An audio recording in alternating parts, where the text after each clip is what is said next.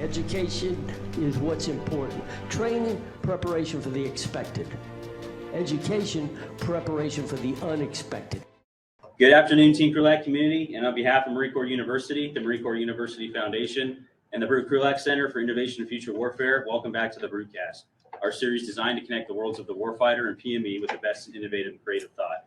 I'm your host, Major Ian Brown, Operations Officer at the Krulak Center.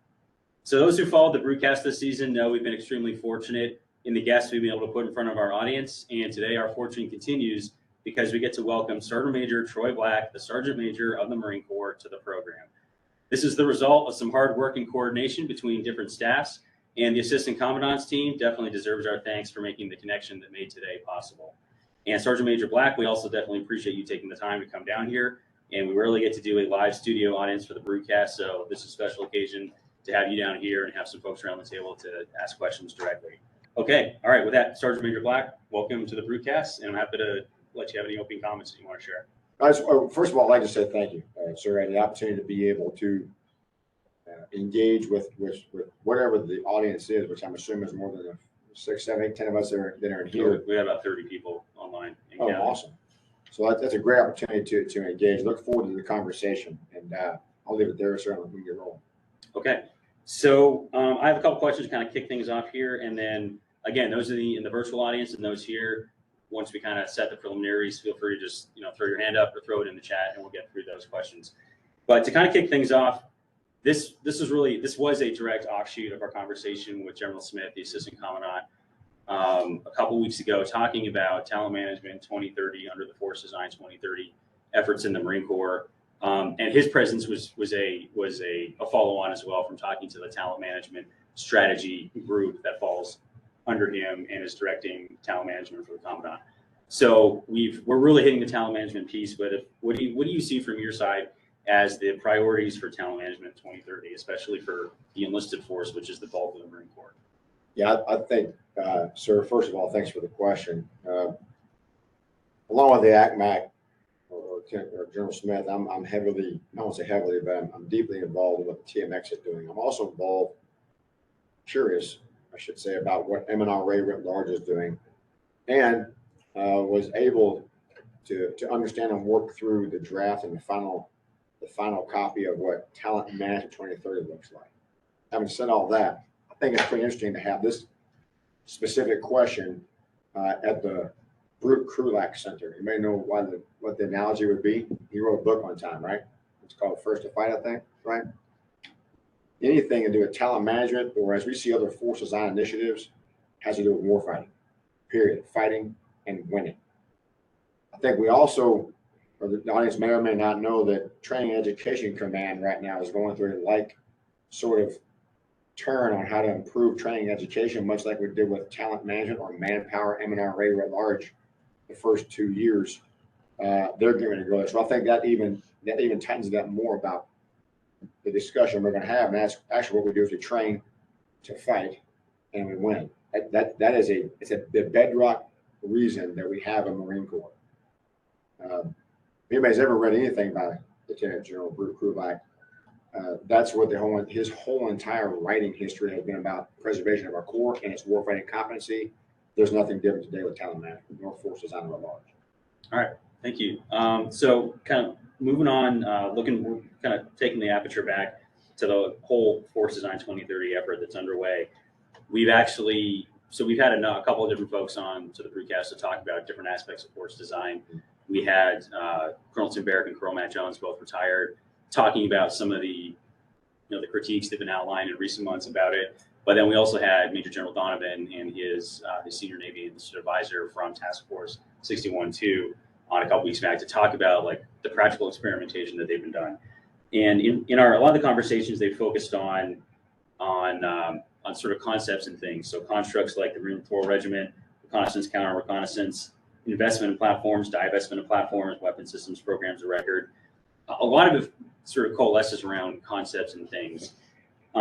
But a point that you've always made has been that our strategic advantage against our adversary is our people. Why is that the case? I think in the room, maybe even on the outliers, I might be the person that's got the most time in service at this point, at least in this audience. definitely presently in front of me. So I have the benefit of time. And here's what I would offer as a perspective, just operationally and conceptually first, and I'll get to the people thing at the end of that. We have this discussion on peer, near peer, depend upon who our adversary, enemy, however we want to term that is. We have a different sort of adversary on the globe right now that we have not had since I was a lance corporal. So in the room, I'm the only person that has experience on what a peer adversary looks like with respect to our U.S. military. I would go one further to say there's not been a peer adversary on this planet like we've had now that is truly an existential threat to the United States across all forms of national power, whether it's diplomatic, information, might call it intelligence, might call it anything, but the I stands for many things now, I think, military and economically. Primarily economically. There's a lot of studies on the economic power of China in particular. But one data point that always revolves in my mind is the fact that at its height, the Soviet Union produced about 40% of the US GDP. We can argue whether it's today or 2 or 3 years from now that China's GDP will surpass the United States. What's the power of that? That's the true power of a nation, is its economic influence, right? And we see that globally as China has continued to execute its Belt and Road Initiative. We also know that you can buy a pretty good military with all that money. And the time it takes us to produce capabilities, not necessarily develop them, not necessarily have them ready to be produced, but the sheer cost of those things, we move slower as a nation than does this adversary, who I make a joke, and I've heard it before. As soon as they figure out how to do it, they're going to 3D print their aircraft carriers and not just build them in sections, right? Because they put 3 on the water and less time it's taken us to make 1. And they'll speed that production up. So even with the Soviet Union, however, there was never going to be a question of the numbers of people or the numbers of things, whether it's nukes all the way down to AK-47s, which are maybe still the most prolific small arm that there is on the face of the planet, right? So it's never a question of do the things give us our true warfighting capability. This gets down to the question that you asked. Why are people the most strategic, of most strategic importance? I would say not just to the Marine Corps, but also to our nation. For the Marine Corps, it's the Marine with whatever technology in their hand that's going to win the firefight. And you don't win wars without winning firefights. Likewise, you also don't win wars without winning battles and battles to win. So we get down to where the decision makers are at. We get down to where the real impact of the human system, that's the head to toe of each one of us, right? Whatever technology we put in our hand is going to be irrelevant to the quality of the person that must employ it. Whether that's in a future concept or a new concept of war or not, whether it's enabled through AI or enabled through machine learning, for the known future, there's still going to be a proverbial human in the push the red button sort of flow chart somewhere. So what's the quality of that human being? That's something that is an advantage over our adversaries. I would offer that we know that. We know that because even at the low end fight, the counterinsurgency, the VEO fight, which I know is hard for some folks to hear, that's a low end fight. I'll give you an example in a moment. I'll cut off my answer in a moment for a purpose because we'll get back to some more of it. But at the end of the day, operating at the high end requires innovation. It requires thinking. It requires decision making. It requires subordinate unit leaders or subordinate leaders down to the, fire team leader, maybe even to individuals that can see, think, and react, and employ whatever technology or capabilities that they have. That doesn't necessarily happen in most of our nation state level adversaries. If you want an example, see what's happening in and around Ukraine right now. Too early to find out what the end result of that's going to be. But at the end of the day, there was a great article about June timeframe. And it was an article from inside Ukraine. It's not the commanders that are winning, it's the NCOs. We would call them staff NCOs and NCOs in our makeup. That's why the human's more important. They got all of our technology, but they're winning against a number 2 threat maybe to us. That's because of their brain. That's because of them, the individuals. That's why the human being is, that's why the Marine is more important than the stuff. All right, I think that's a good jump into the next question I'm going to have, and I'll do this, and then for those of you in the room here, I'll start looking at you to get some more questions going. But the mental advantage, the quality of the human being overall, the quality of the Marine.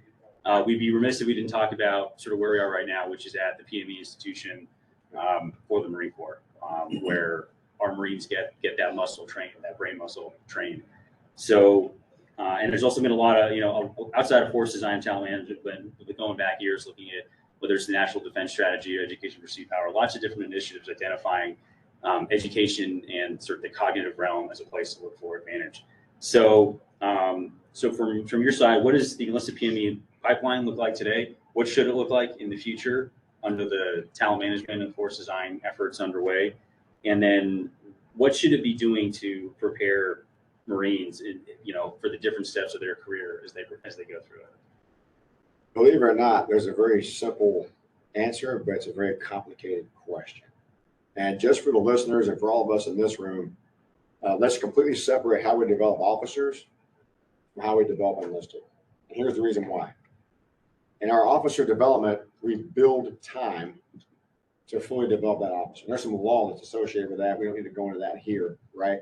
But sir, you're a great example. You went to career level school, right? Or you will at some point in time. But we have a command and staff. We have an EWS. That's a year out of being in a unit somewhere, right? No unit goes without a major if you go to command and staff. There's no shortfall. You're not going to miss the OPSO to go to command and staff, right, and gap that building. On the enlisted side, however, we are fully constrained by time. So that brings us into the conversation about how do we fully develop the enlisted force to compete, not in the future. The future is irrelevant. I think we got to step back for a moment in time and understand that our official staff NCO level or PME began in the early 1970s. Lo and behold, why would you do that right towards the end of the Vietnam War? Because what we found is that there was something lacking, right, in the leadership development, the capabilities of our NCOs and staff NCOs after pick your year we got involved in Vietnam, right? But let's just say roughly after, 7 or 8 years of intense combat, we were lacking something. So we created these formal PME structures. So where we are today, one, we're constrained by time. When I came up in the Marine Corps, NCO school was 8 weeks. Career course was, I think it was 10 weeks when I went, because I went here in Quantico when I was stationed down in Norfolk. And advanced course was 8 weeks. Okay, so let's call it roughly 8 weeks each. Let's call it 24 weeks. There are currently only 22 weeks, by the way. It covers Lance Corporal Seminar, Corporal's Course, Sergeant's Course, Career Course, Advanced Course, and the E8 Seminar, which we can talk about that in a moment as we're going forward. That was only 22 weeks. EWS is 9 months, roughly 36 weeks. So in the entirety of an enlisted Marine's career, they require professional development. As far as education comes from 22 weeks today across every pay grade up to E9 or E8. So we're time constrained. Now the bigger question is, what do you do with that time? Well, you can either put more in or take some things out or find balance. Hold that thought for a moment. Beyond the E8 seminar, we had this thing called SgtMaj, the Senior Enlisted PME. Anybody a SgtMaj grad in the room? Any SgtMaj grads? Okay. Sergeant Major McDonald is a SgtMaj grad. SgtMaj was 5 weeks in and of itself, based in McPeepee, and then we surrounded it with some other good to have information, which is all education is good education in this case, right? But a 5 week more in-depth, more professional version of what an EA should receive, First Sergeant or Master Sergeant, as a precursor to becoming a Master Gunner, Sergeant, or Sergeant Major. Problem is, it wasn't required. But it probably would have sent me. It was nice to have. We have. I just spoke at one this week. Who's on the E8 seminar? Okay. You've been to both, SgtMaj or E8 seminar. If you had to pick one, which was the richer education, which one would it be? SgtMaj. So our requirement to go from master sergeant to master gunnery sergeant was a week-long, maybe less than 5 days, conglomeration of seminars. We got a week. That's better than nothing, right? So one of the things we're advancing right now is taking SgtMaj and providing it as the E9 education precursor for the EA community. It may not be 5 weeks. There's some battlefield studies in and around DC or a trip to the museums and stuff. We will cut out of that. But to get to the depth of the curriculum, we're looking about a 3 or 4 week requirement at EA. Now many across the force would go, oh, we can't afford to let the master sergeant be gone for 3 or 4 weeks. The whole world will come to an end. Okay, then we're not talking about educating this force at all. We're talking about 3 weeks, 4 weeks at the most. The real problem is time. And in a time conversation, something has to give. So what does the Marine do in this case? Let's look at a sergeant for a minute. Let's say it's an 03 because I speak that language. Does the sergeant go to infantry squad leaders course or infantry unit leaders course, or do they go to sergeant's course? Which one do they go to? They would probably want to go to infantry unit leaders course. Absolutely, because that 8 weeks and these 5 weeks, those 5 weeks are a waste of time. We can't afford to let that sergeant of Marines go for, oh my gosh, 13 weeks. That's in a 3-to-1 perfect dwell time world. We can't afford to let a sergeant get professionally developed for 13 weeks. And every company commander they have just returned from being gone for a year, roughly 9 months. Interesting. All right. And that sergeant's got about 4 years, 4.5 years that they're going to serve as a sergeant. Okay. Now there's a reality here that sergeant's also a very busy individual. They've got squad to lead, they've got training to conduct, they've got whenever the ITX shows up or MWX, and if it's a MU, they have to go with time. Time is the constraint to developing an enlisted force. Time is built into the development of our officers. So what do we do with that time? One, we add some things to the front and back end. Mostly in the case of enlisted on the back end. I just spoke about how we have this SgtMaj that's going to go out to the rest of the force. So there's a richer education at the E8 level. I'll also offer to you that this year we just had enlisted Marines, Master Guns and Sergeants Major compete for the executive education program. Same thing that our colonels and general officers go to when they go to Harvard Business School or they go to any one of these courses. I was slated to go to one. It fell out of the schedule due to my work schedule. But we now have a senior enlisted that are out getting this very senior executive level education opportunity. That's a way to develop the enlisted force, right? But it's an opportunity, not a requirement in this case. We also have just completed our first round of the senior enlisted leader orientation course. That's for those senior enlisted. In this case, it's mostly command senior enlisted, the sergeant's major, but we also have master gunnery sergeants that pair with the commander. They work at the general officer level. We now have that new educational program. And you talk about how to raise yourself to the service strategic. Maybe we'll go joint in some of the CLOC conversation. But it's another enhanced program, about 2 weeks, that almost mimics the BG SOC or Brigadier General Orientation course in content and focus. What does it look like to operate as Title 10 general or flag officer versus just a colonel? I'd say just a colonel, or just a lieutenant colonel as far as a commander. That is a new improvement. And lastly, on education. For the enlisted, there has been this long discussion on, well, at the end of all of this required PME, I haven't even discussed, other than with the infantry, the professional development requirements to be warfighters. We can come back with a further on question what the difference is between EPME and like being a machine gunner and going to advanced machine gun leaders course, right? By the way, they're not distinctly different. They're actually contributory. Is how we think about college, right? Academia. For years, there's been this magical sort of pot of gold at the end of a rainbow that if you got done with your required EPME, that 22 weeks I just spoke about, there should be some sort of like degree at the end of that thing. I would like to know the credible institution that's going to let you have 22 weeks and to get an associate's degree. There isn't any. There's not maybe something you see on like shopping network in the middle of the night, right? But there's nothing on this earth that's going to give 22 weeks of education that's going to result in an academic degree. Maybe some accreditation, different discussion.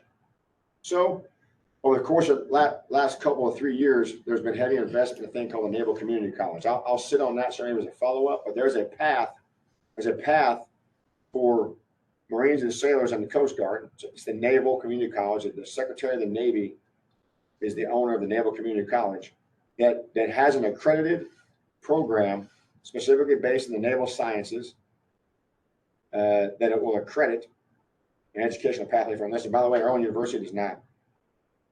The Marine Corps University does not have an accredited pathway for enlisted.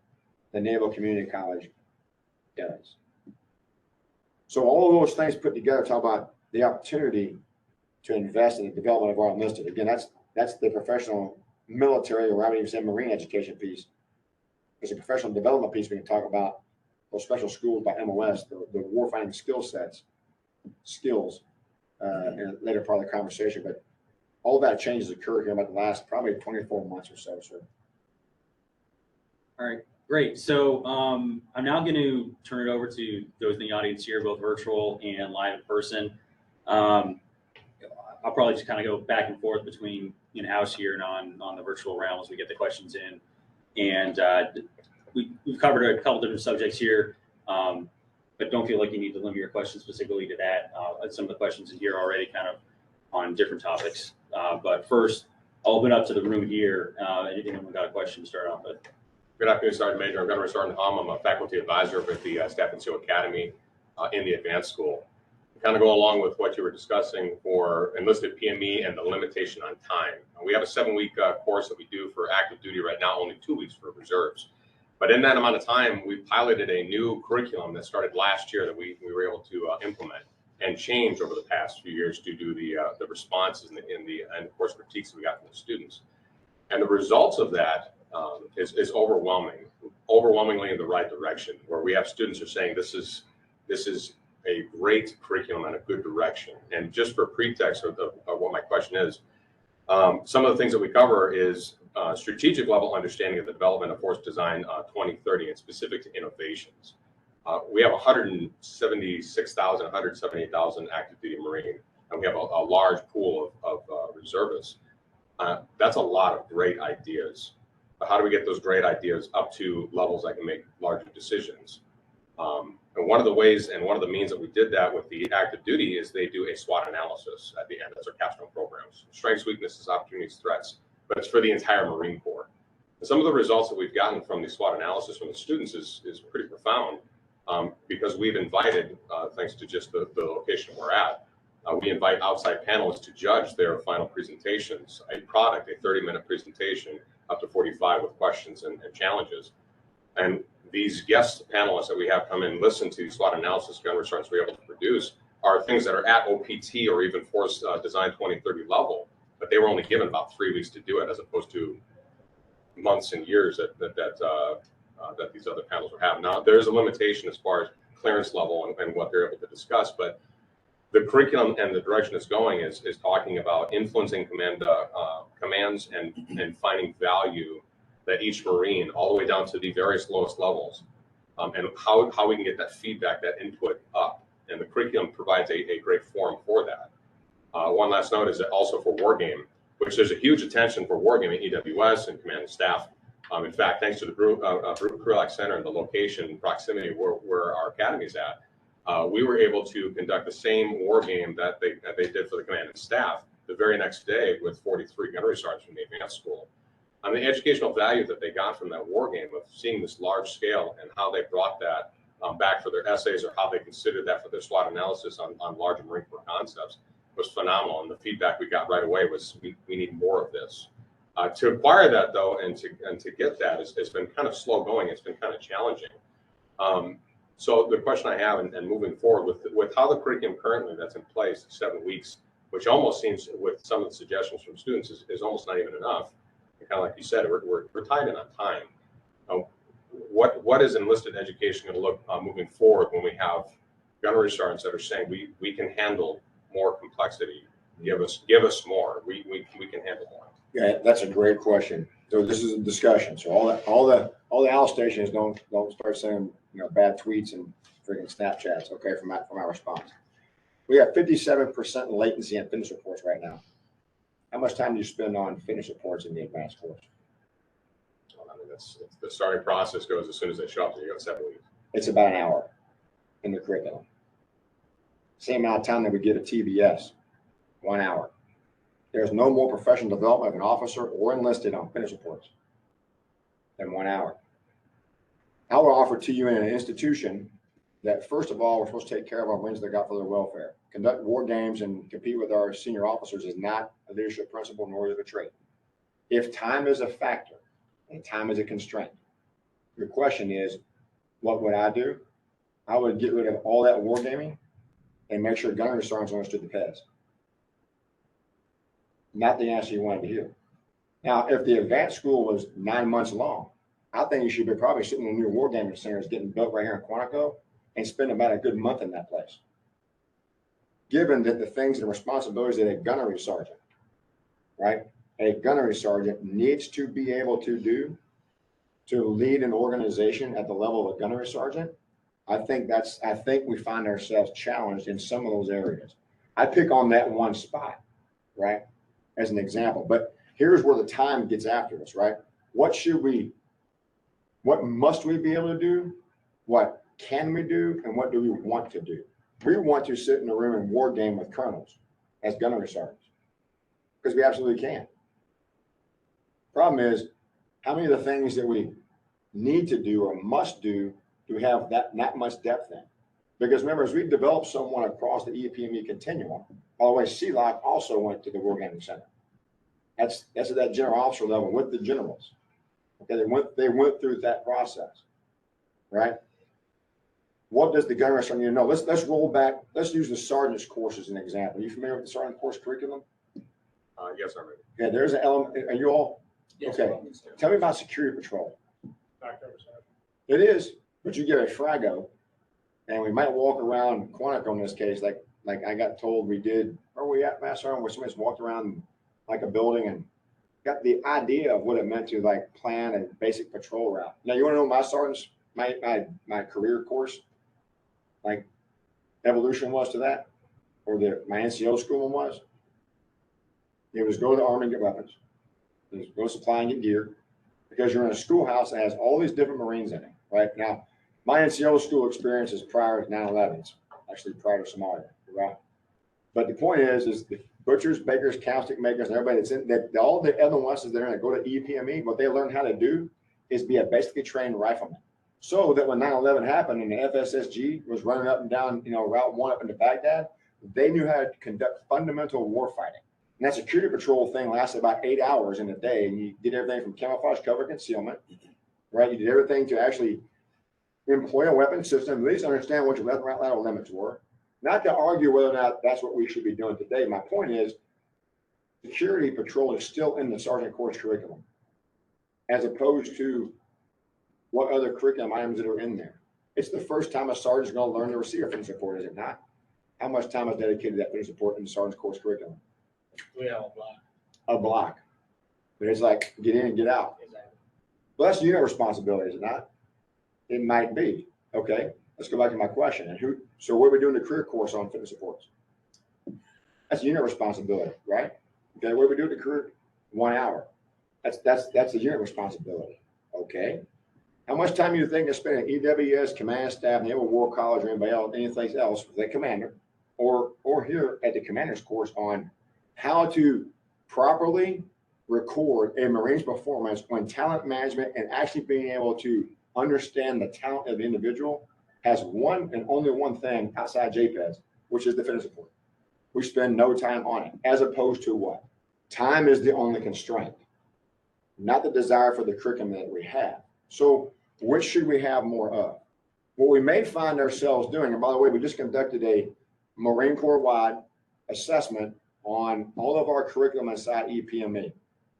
And that was briefed to the EdCom Commanding General here, I believe it was last week or week before. And here's what the fleet has said. By the way, when we do education, do we provide what the fleet we say the fleet should need, or we provide what the fleet says they need? How does that work? Now that we're all living in Quantico, we like to think that we have all the answers at the mothership, right?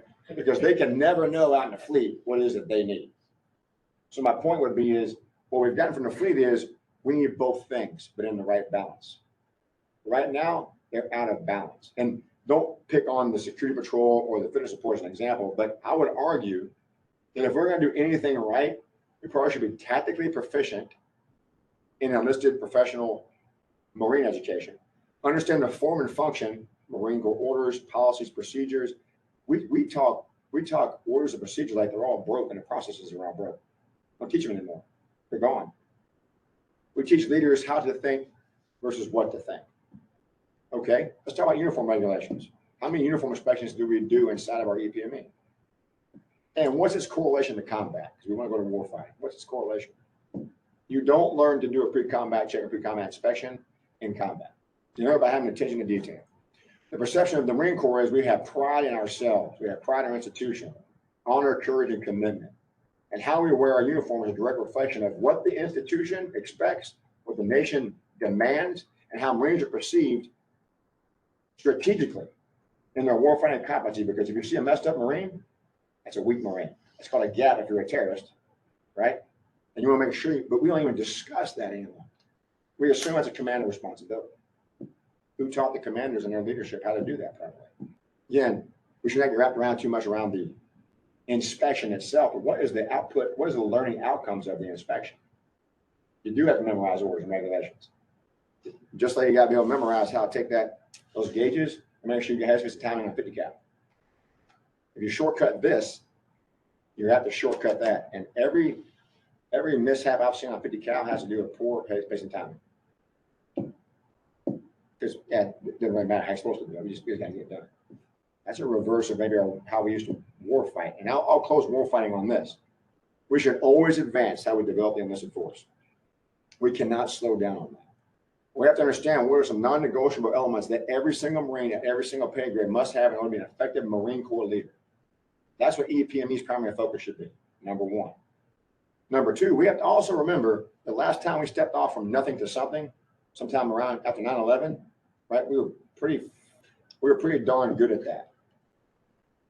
All right. Everything that made us good, most is gone in EPME.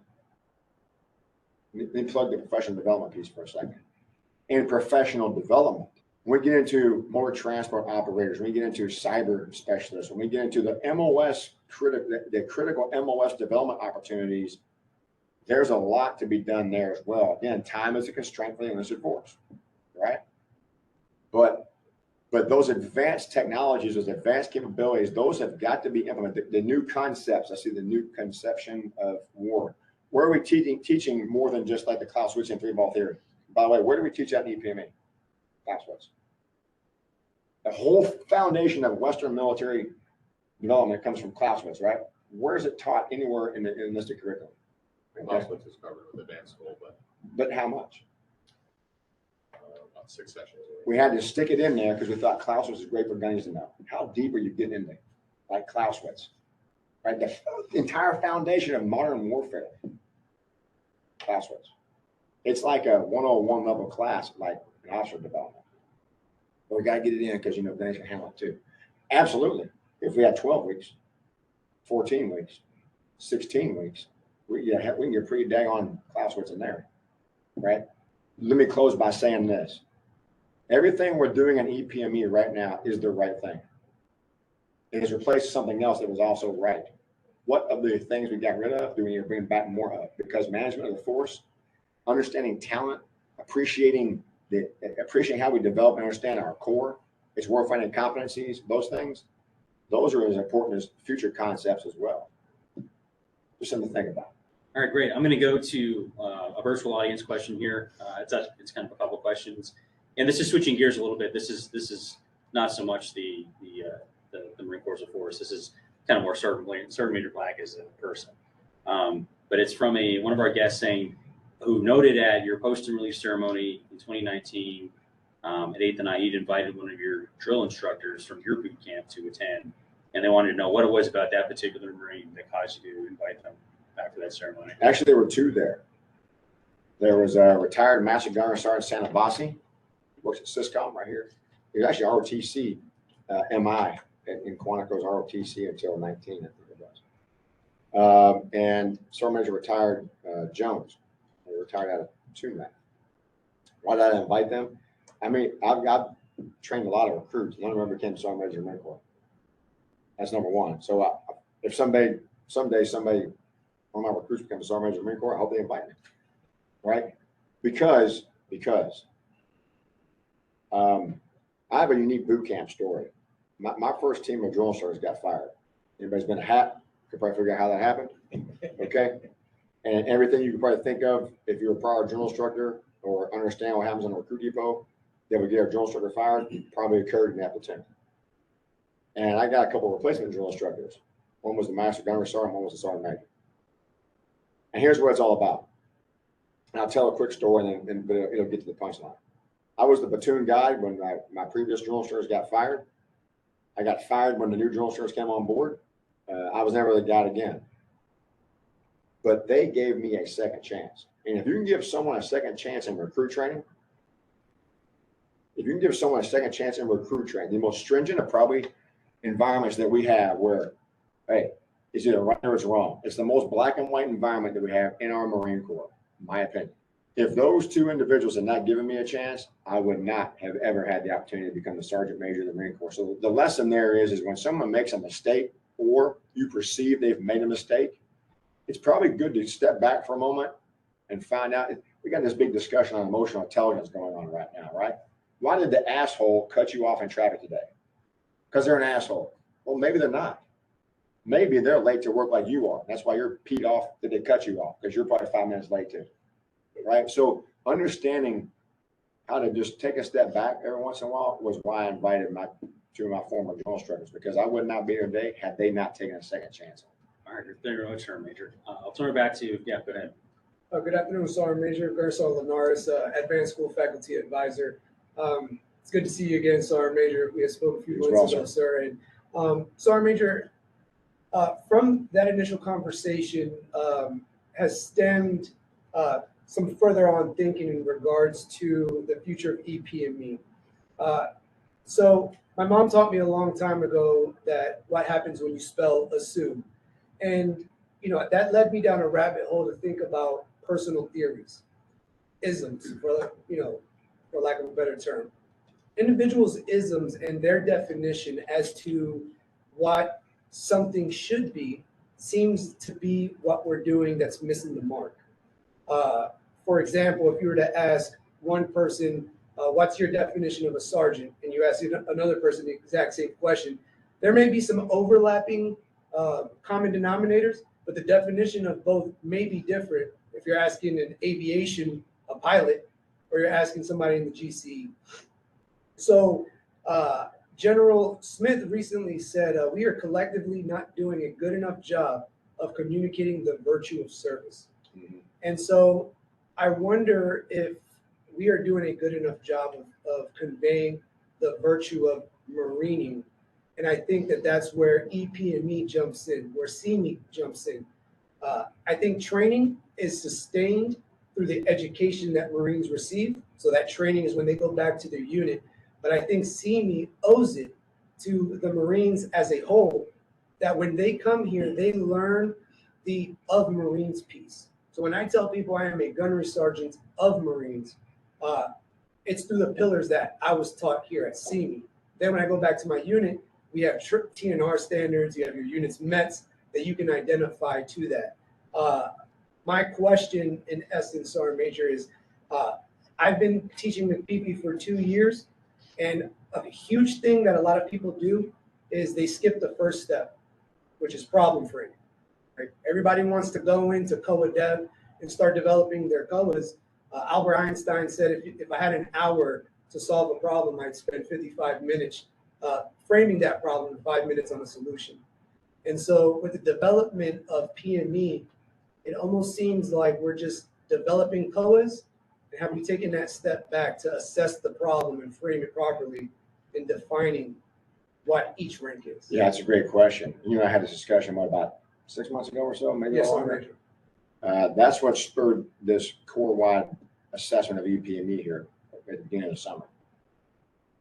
Problem has been framed. And it gets down to what I mentioned earlier about what must we do, what should we do, and what do we want to do. The assessment, and let's not get into particulars. And again, I ask if they don't read too much into the PES and freaking, class ones, right?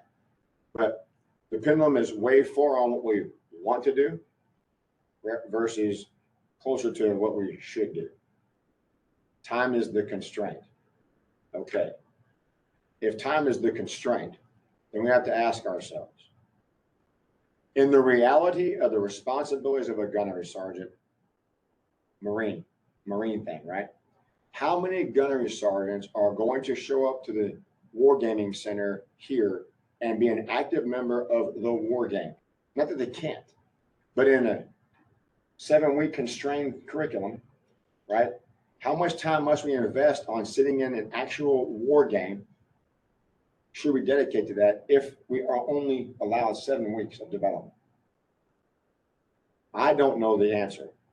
What the fleet would tell you is, you're doing what? Because I need a gun that can do X. Okay? I don't right now have the answer to either one of those questions. I think that has got to be still worked out as we manage the time that we have to develop this curriculum, right? But here's what is a fact. It has gone too far in one direction and further away from this direction over here. And I would openly admit it probably has been too far in that direction at some point in time too. Okay. Again, I'm a victim of time. I also spent 8 hours one day in an alpha inspection in the career course. And if you had leather shoes on like I do today, you're probably going to get a good score because you spit shine. As opposed to the authorized footwear at the time, which was core frames, either the Chukka boot, the high ones, or just a regular old core frame shoe, as long as it didn't have scuffs on it. 8 hours standing in the parking lot or by the university or where McSee is now, right? The old academy building. Hours in August in an alpha inspection. And at the end of it, someone said, "Oh, you sweat through your uniform, failed." Now, Staff Sergeant Black can't talk, or Sergeant Major Black can't talk the way Staff Sergeant Black used to be able to talk. But there's a lot of profanity in that response later on, right? That's a pendulum over too far that way. Okay? What does right look like? The problem's in framing. You brought up something I think is very, very important for all of us to understand. There is training command and education command. There is training and education command. 2 commanders ago, a guy put out a really great document. It was 21st century learning, right? Or learning. And so in the 21st century, learning is a combination of training and education. Yeah, we continue to bend the two separately and don't really get the most benefit out of what learning looks like. By the way, we should not be surprised that probably learning has always been a combination of education and training. But as we look about how we develop the force, the enlisted PME piece, which is what we're talking about right now, regreening is a term that's been used. You go to an academy, you should leave there being a better gunnery sergeant. You might not be a better communicator unless you understand better about how to lead your Marines, right? How to instill discipline and manage them, how to lead. I'm gonna put it in there twice for a reason, right? How to understand form and function of the Marine Corps. When someone asks you as a gunnery sergeant or staff sergeant a question, you should at least be able to go, you should probably think about going to the one-shot staff function. By the way, where is staff function ever taught in the Marine Corps? Does anybody know? Hint, hint, it's not at the Command and Staff College. With always thinking about time being a constraint. We need to do more. We have only so much time. Let me buttress this with it, just a quote. So the Commandant now last year got to speak at the Sergeant Major Academy. You know about the Army Sergeant Major Academy? It looks a whole lot like one of our officer PMEs. Pack your stuff, you drive away for like 9 months, you PCS there, you go to school, every E9 in the Army. The year they get selected, they go to that academy. Some don't, but the majority of the year they get selected, they go. So the whole entire Army has figured out at a T2, P2, several hundred, right, E9 promotees and send them to professional military development for 1 year. 9 months. We get off the microphone at Commandant turn and he goes, "We have something like that?" I said, "No, sir, we don't." He said, "Why not?" I said, "There's no time, sir." Because at the end of the day, the Marine Corps is different than the other services. We train, we deploy, hope to get in a fight so we can win it, right? But the Marine Corps is a force of 4/3. One that just got back, one that's gone, right? One getting ready to go, and all the rest of us sitting out in the sporting establishment trying to get to one of these places, right? It's a much different dynamic. So time is always our constraint. What do we choose to do with the limited amount of time that we have? What's most important? There's your problem frame. There's the question asked, right? Great question, kind of things. And thank you, because you guys here. I want you to do because you can be up. All right, we're going to go back to the virtual audience here. I'll do one more in here, and then I think I'll do one more in the room, and then we'll take a look at the clock and see how much time we got left here. But this is going back into the conversation about Force Design 2030, persistent conversation. And the question is, what's being done today, or what would you want to communicate out to not just the fleet today, but to everybody who's watching the fleet going through the process? What is being done to ensure, one, its implementation in its intended form, but also the buy-in from all the different pieces of the Marine Corps that are undergoing the change? Sir, great question. And I'll keep this one a little bit shorter. Again, I'll use my period of time in the institution to kind of lay it flat. So we have to understand why the Marine Corps is going through force design. We have to also understand that this is not the first time the Marine Corps has gone through a significant shift. Let's pick up three, this being the third. Let's talk about the interwar period between World War I and World War II, right? Let's talk about the late 1980s, right? Let's talk about now. There's probably been another period in there, but as far as history can tell us, those are three pretty specific significant changes. Let's go to the one. I wasn't around the interwar period, but if you've done no reading on the interwar period, you may want to, and understand why the Marine Corps in particular is so adaptive. Even today, with the resistance to some of the changes, most of that resistance is gone. Is understanding how much transformation occurred in the Marine Corps between the end of the First World War and the beginning, probably halfway through the United States involvement in World War II, and just see how much different the Marine Corps just completely did a backflip. Let's think about currently. So follow Soviet Union, 89, 91, somewhere in like late 80s, early 90s, depends on what book you read, right? Does anybody know the joint doctrine for how the United States military would fight actually changed in the early 80s? Joint pubs on how the joint force would, we didn't call it the joint force after World War Nichols, literally, right? But at the end of the day, military operations other than war, right, and low intensity conflict were documents written in the early 1980s. Lo and behold, it took about 20 years to actually operate in those environments, right? But our commandant that we had named General Gray saw that, and he went through some massive changes in the Marine Corps. He removed the word amphibious from our vocabulary. As far as referencing Marine amphibious units, Marine amphibious brigades, and Marine amphibious forces, he changed that to Marine expeditionary. What does expeditionary mean? It means the end of World War II, all the amphibians are gone. We're not going to work. No, that's not what it meant. What it meant was the role and responsibilities of the Marine Corps, right, were different. How do you operate in a low intensity conflict with a force made to fight a major attrition war with the Soviets? Was that feasible? I don't know.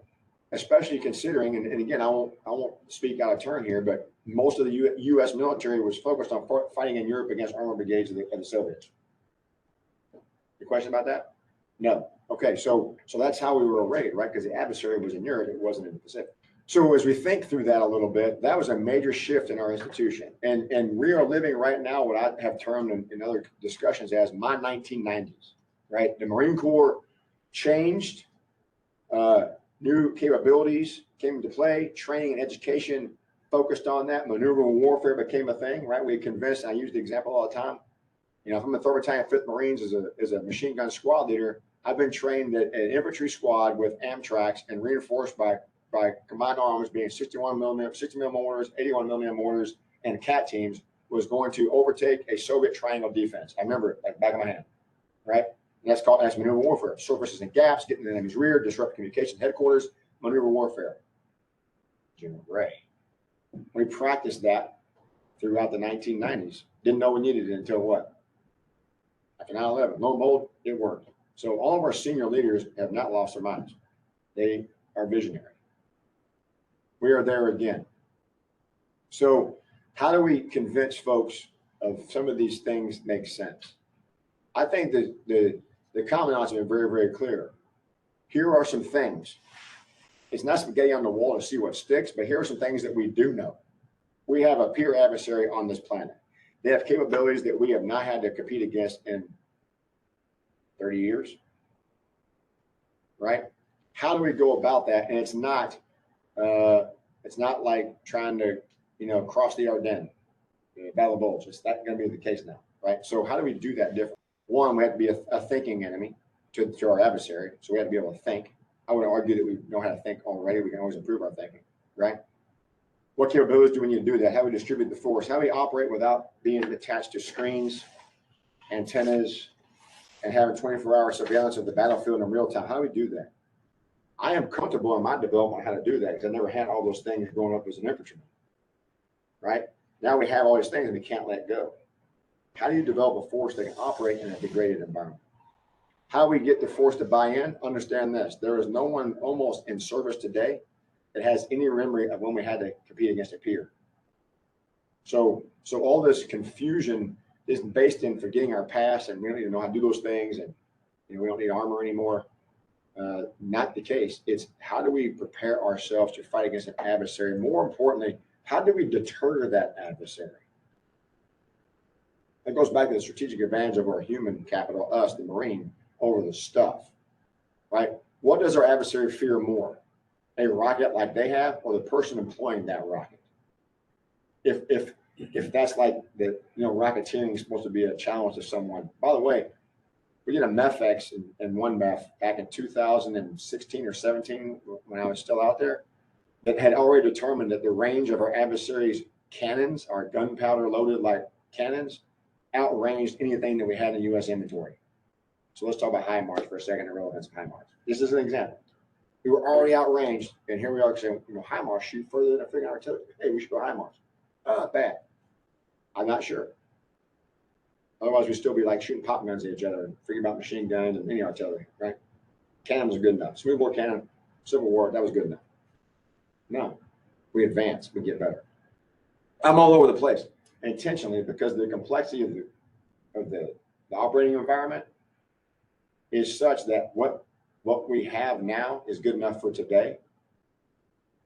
But the people that we are developing today, right, who are going to operate in these environments in the future are going to get better.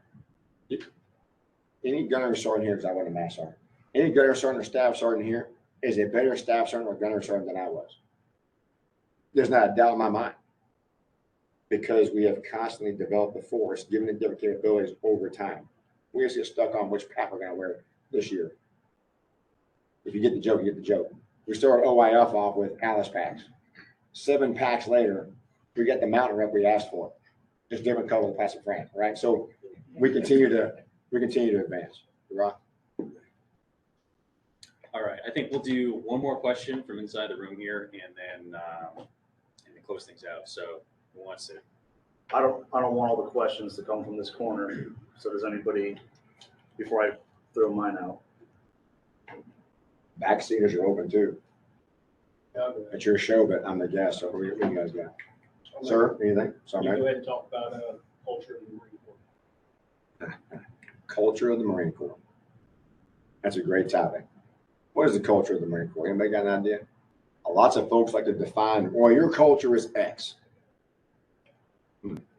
What's the culture of the Marine Corps? What's the ethos of the Marine Corps? To fight and win, Sergeant Major. Bingo. Fight and win. Anything that does not contribute to being a better fighter and winner, probably superfluous. So when we try to define our culture, we are first and foremost a war-fighting organization. You can look up warfighting. I think the pure definition, pick your reference, will probably suffice. So therefore, we should train the force to do that. I get asked all the time many culture questions. In the Marine Corps, you have a culture of X. No, I would say there might be a subculture that exists inside of our culture that we probably should eliminate if it's a derogatory behavior, right? We should eliminate that subculture, get rid of it, because it is not the culture of our institution.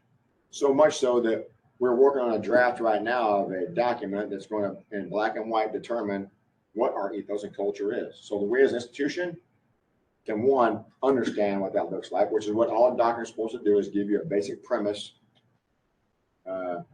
an overview of what you're supposed to be. It isn't idealism. MCDP 1 is an ideal, is it not? It's the ideal understanding of warfighting, right? With a bunch of stuff in there allows you to kind of get out of the black and white of it and actually think through it, right? When we're trying to teach people how to think versus what to think, right? MCDP 1 was written to counter what you should think, right? And as a result of that, this document that we're drafting right now is going to lay out in pretty clear terms that what the Marine Corps ethos and culture is. Every Marine is a basic trained rifleman. Not every infantryman is a basic trained rifleman. Not every female can't be a basic trained rifleman. Not every, all those things that challenge us are challenges to how people perceive our culture as a Marine Corps. Every Marine that graduates from crew training, officer candidate school, or comes to the Naval Academy is a Marine, period. And then what does that mean? I won't give away all the secrets, but the ethos of our Corps is to win by following the rules of engagement, orders and directives, All right. Well, hey, we got something to look forward to now for when that document comes out. Maybe we can talk about perhaps getting you back on to go through that with us, with our audience, time permitting, as we get there. All right. To Sergeant Major Black, any final words you'd like to share? Yeah, first of all, it's great to be a Marine. Well, Right. I'll tell you. So I'll tell this story, and I'll let this lay flat about what it means to be a Marine. First of all, to be a Marine is the greatest gift. Each of us that are sitting in this room, or those who are outside this room who wear the uniform of Marine, do so with pride. We do so with the understanding that there are many who wish to be like us, and they can't. Either didn't have the courage to do so, or they tried and just didn't cut the mustard. And that's okay, because we are the Marines. I had a situation early on when I came into this seat that kind of lays the point. I won't tell you who the group is, but assume that every place you go in the Marine Corps, you can be a boot, right? So I was the boot in this group when I became the Sergeant Major of the Marine Corps. So I'm in this meeting with all these other people that I'm the boot, and it's like a 2.5 hour just PowerPoint session, which was just monotonous, right? And so I like to talk clearly. So I kept raising my hand to answer questions. Well, I got something to say. I kept getting gaffed off, right? I kept getting gaffed off in this group of other people because I was the boot. And we get done with this 2.5 hour or so session, and I get up, I walk over to the hatch in this room, and I just stand in front of it, put my hand in front of it. I just stand there. And everyone's like, hey, hey, what's up, Black? Because in your familiar group of people, you call each other by your last name. Hey, Black, what's the problem? I said, you know what? Y'all are going to die someday. They're like, what do you mean? They said, we're all going to die someday. I'm like, what's that supposed to mean? I'm going to die a Marine and you're not. I opened the hatch and I left. And for the last 3 years of that group of peers, they know what it means to be a Marine, because they're not. Right? All great Americans, however, because they did answer the call to serve. And here's where I would say the thank you to everyone that's listening. Whether you're serving in some capacity in support of the Marine Corps or any of the services, whether you're wearing the uniform right now, you were called to serve. I think we have a national dilemma right now where people do not feel as though there is a call to serve our nation. And I think that challenge to us right now is a national security issue.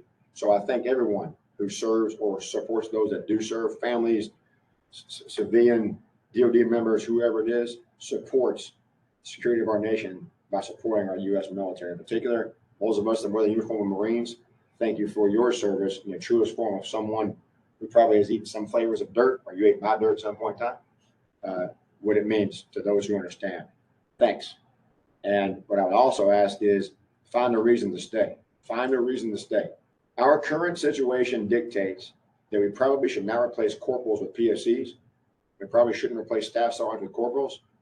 And a high quality Marine is someone who's been promoted, has been trained, has been educated, has experience, and who the institution values. And we must find the mechanisms and the requirements to ask those individuals, what would it take to keep you? Figure out what that is within reason, right? I want a Lamborghini too. I'm not going to get a bonus for that. So that might be a stretch, okay? But at the end of the day, we need to probably value each other a little bit differently, because that's how we maintain our competitive edge. Why retrain someone to do a job every 4 years that someone partially kept to get better? We must find a way to retain more Marines. And that's also a thank you to this group, because the last couple of years, we have actually gotten a lot closer to meeting all of our retention goals. Now my question to the force is, I'm going to thank you next year when you overachieve and retain more Marines than we're requiring. There's a whole lot of fallout to that on the accession side we don't need to talk about here, but there's a lot of thank yous in there. I appreciate everyone, all the efforts you're taking and Semper Fi. And we're all going down Marines with that, right? All right, great note to end on. Sergeant Major Troy Black, Sergeant Major of the Marine Corps, thank you very much for your time coming out and talking to us and to our virtual audience. And to those of you in the room, as well as to those of you out there in the virtual world, thanks for taking your time again to join us here on the broadcast. We'll have this up here in the next 24 to 48 hours. And as well, we'll be posting. We'll have an episode next week. We'll let you know what that is here in the next couple of days. So again, all of you, Sergeant Major Black, thank you very much. Thanks, sir. Education is what's important. Training, preparation for the expected. Education, preparation for the unexpected.